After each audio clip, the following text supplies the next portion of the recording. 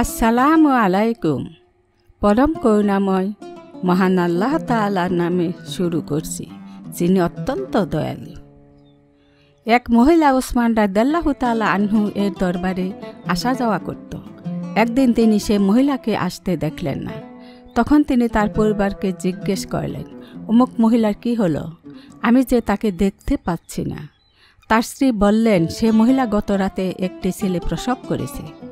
এই সংবাদ শুনে তিনি ওই মহিলার কাছে 50,000 দিরহাম ও কাপড় চোপড় পাঠিয়ে দিয়ে বললেন, এগুলো তোমার ছেলের জন্য উপহার আর এগুলো তার পোশাক।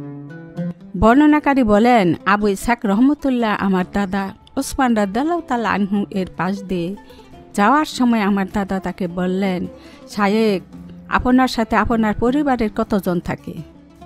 তিনি বললেন, এতজন থাকি।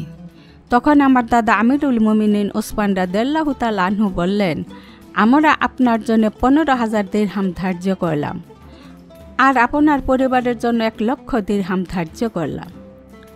আশা করি আল্লাহর অশেষ রহমত ও মেহেরবানিতে আপনারা সকলেই ভালো আছেন, ভালো থাকেন এই কামনাই রইল।